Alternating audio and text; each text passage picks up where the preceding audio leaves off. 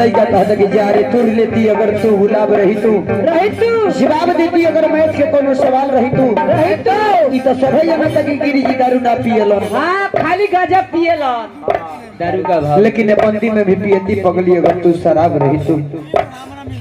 लड़का कहता कि सुन राकेश भैया वेट के आइलू आज लागे पाड़ू तू नाराज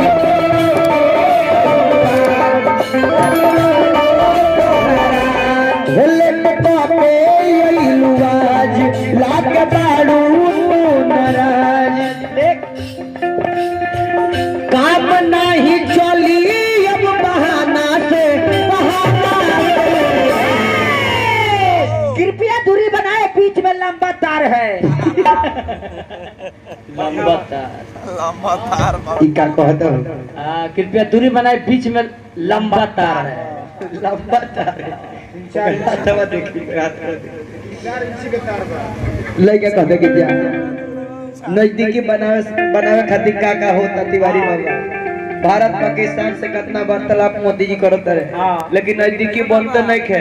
आई नजदीकी में आई दूरी बनावे। हां लंबा तार बता काहे के जाएगा नजदीकी बनावे। लड़का कहते कि काम नहीं चली अब बहाना से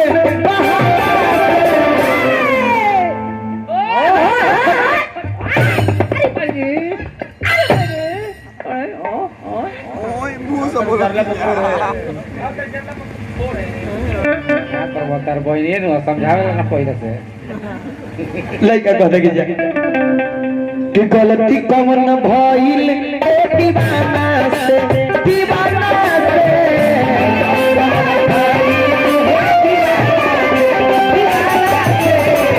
गलती कौन भइल दीवाना से दीवाना से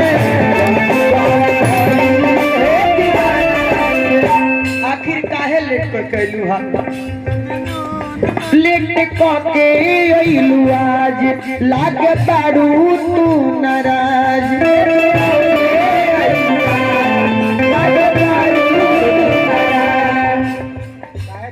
लेट के अइलू आज लागे पाड़ू तू नाराज काम नहीं चली अब बहाना से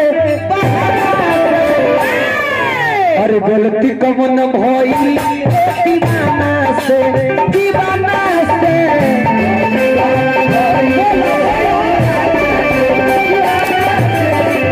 गलती कमन भइल दीवाना से दीवाना से